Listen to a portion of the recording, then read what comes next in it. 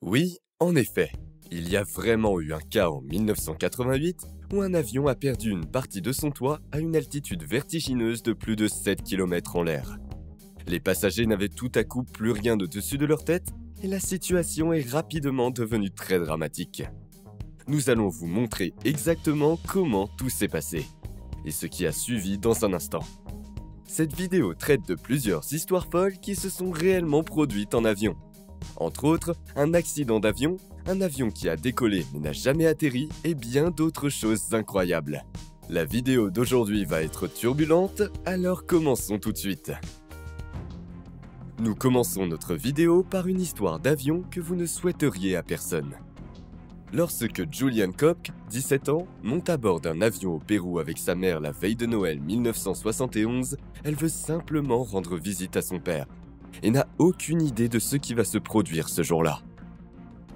Au début, le vol s'est déroulé tout à fait normalement, mais soudain, l'avion a été pris dans un violent orage et a été frappé par la foudre. En plein vol, l'avion s'est cassé et Julianne, qui heureusement portait une ceinture de sécurité, est tombée de 3000 mètres dans la jungle avec son siège, où elle a d'abord heurté la canopée des arbres, puis le sol. Miraculeusement, la jeune fille s'est réveillée au milieu de la jungle environ 20 heures après la chute. Et bien qu'elle ait de nombreuses blessures et qu'elle ne soit qu'une adolescente, elle savait exactement quoi faire. En effet, Julianne savait que c'est le long des rivières que la probabilité de rencontrer des gens était la plus élevée. Elle a ainsi marché et nagé le long d'une rivière pendant une durée incroyable de 10 jours, jusqu'à ce qu'elle soit finalement secourue par des travailleurs forestiers. Le cas de Julianne a par la suite fait l'objet d'un documentaire du célèbre réalisateur Werner Herzog.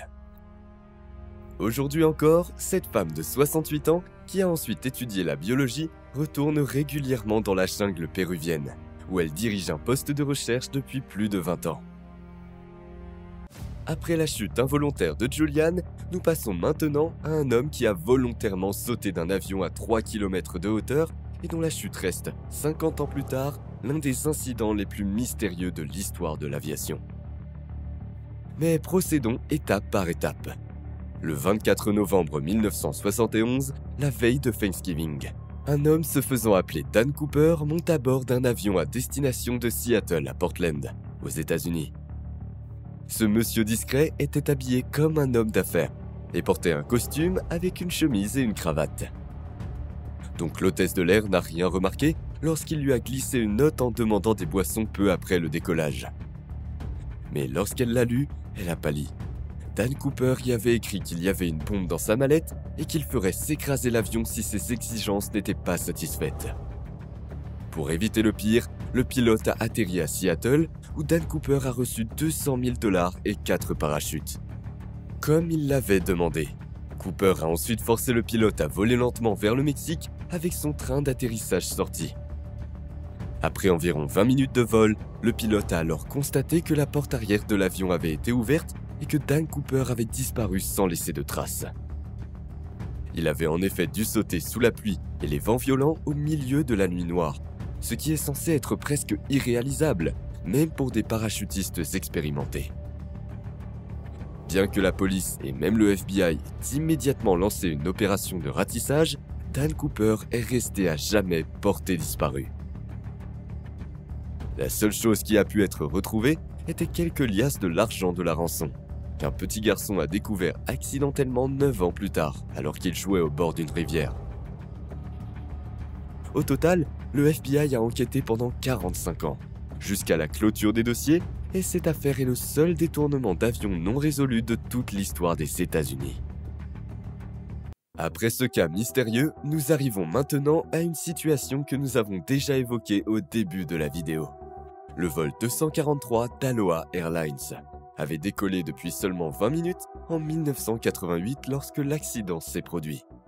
Après que le décollage et l'ascension dans les airs se soient déroulés sans problème, et une fois que l'avion se trouvait à une altitude de 7300 mètres, une petite partie de la partie supérieure du fuselage s'est soudainement brisée.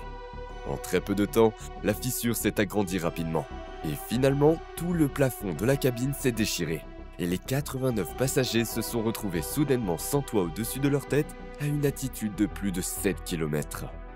Une hôtesse de l'air a été éjectée hors de l'avion par l'aspiration de l'air, et les passagers ont à peine réussi à s'accrocher à leur siège pour ne pas être également aspirés hors de l'avion.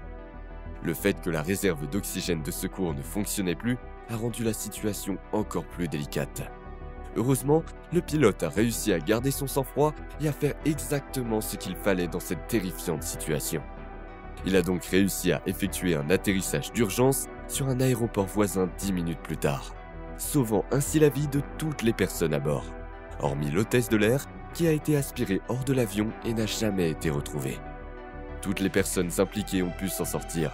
Des enquêtes ultérieures ont montré que le plafond de l'avion n'était pas correctement fixé par du ruban adhésif et que le matériau devenait de plus en plus fragile en raison des infiltrations d'eau salée, jusqu'à ce qu'il se déchire finalement pendant la catastrophe.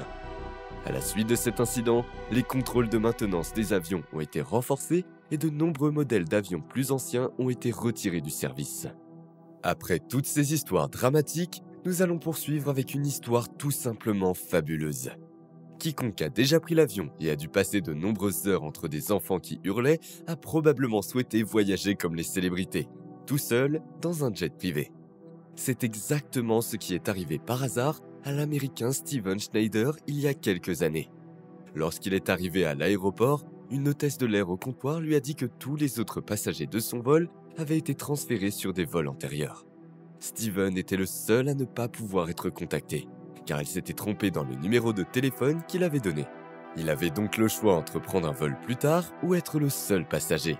Dans un premier temps, Steven a eu mauvaise conscience et ne voulait pas être responsable du décollage d'un avion entier avec lui seul comme passager. Mais lorsqu'on lui a dit que l'avion volerait à vide parce qu'il était attendu dans un autre aéroport, l'Américain a accepté l'offre avec plaisir. C'est ainsi que Steve a vécu le vol de sa vie, tout seul à bord d'un énorme avion de ligne. Il a non seulement bénéficié d'un calme et d'un espace sans fin, mais tout le personnel de bord s'est également occupé de lui. Steven a ainsi pu profiter du luxe d'un jet privé, au prix d'un vol régulier normal. Si Steve a été le passager unique lors de son vol et a pu bénéficier de toute l'attention du personnel et voir tous ses désirs exaucés, une femme en Ukraine, il y a 2 ans, s'est sentie complètement négligée par le personnel de bord. Lors de son vol entre la Turquie et Kiev, elle s'était plainte à plusieurs reprises d'avoir trop chaud. Comme le personnel de bord ne pouvait pas l'aider à résoudre son problème de chaleur, la femme a finalement décidé de prendre les choses en main après l'atterrissage. La mère de 2 enfants a simplement ouvert une sortie de secours, puis est allée se promener sur l'aile de l'avion pour prendre l'air, comme elle l'a dit elle-même.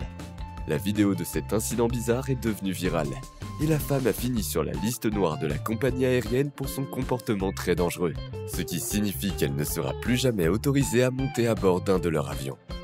Après cet incident déjà fou, nous terminons notre vidéo avec une histoire encore plus folle, et qui semble complètement irréaliste, mais qui s'est réellement produite.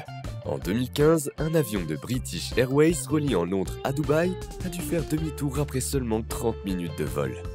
La raison officielle était une annulation pour des raisons de santé et de sécurité. Des centaines de passagers ont dû attendre 15 heures avant le prochain vol et la compagnie aérienne a fourni nourriture et hébergement aux passagers en colère. Mais qu'est-ce qui a conduit à cette décision? Mettez la vidéo en pause dès maintenant et écrivez-nous ce que vous en pensez dans les commentaires. Un indice, c'est vraiment étonnant. Alors, c'est fait? Résolvons le mystère maintenant. En fait, l'avion a dû faire demi-tour parce qu'un invité avait fait ses besoins dans les toilettes de l'avion. Cela a engendré une odeur tellement âcre et nauséabonde qu'elle a rempli tout l'avion et rendu la poursuite du vol intolérable pour les passagers et l'équipage. L'identité du responsable de cet incident nauséabond, qui a conduit à l'annulation du vol et à son retard de 15 heures, n'a jamais été dévoilée.